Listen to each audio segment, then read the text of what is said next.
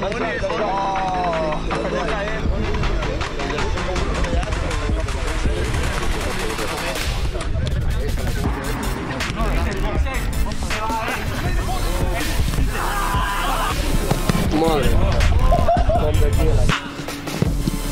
¡Qué buena, tío!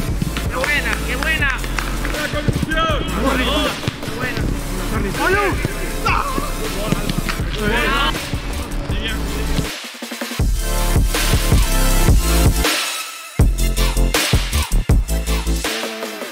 Esa cosita de energía, de competir, de creérnoslo, que también nos ayuda siempre a que la suerte y los detalles puedan caer de nuestra parte, ¿vale? Venga.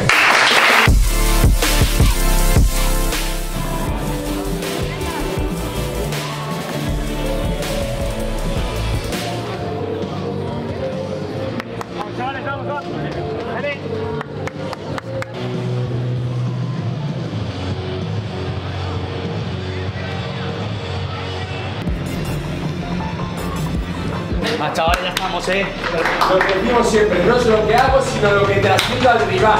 Le tengo que mirar al rival diciéndole que le voy a ganar, que le voy a ganar el duelo, que me da igual lo que me haga porque soy mejor que él y hoy vamos a ganar aquí. ¿Está claro? ¡Sí!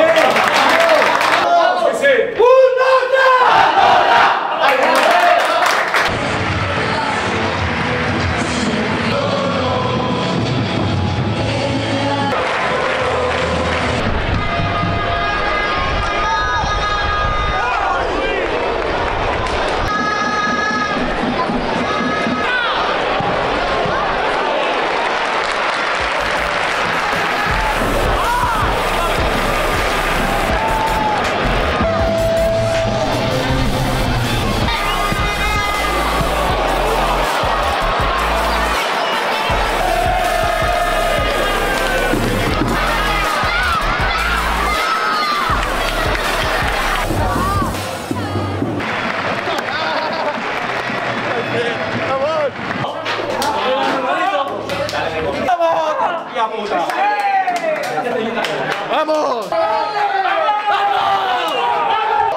¡Sí! ¡Vamos! La sonrisa de repente, una cara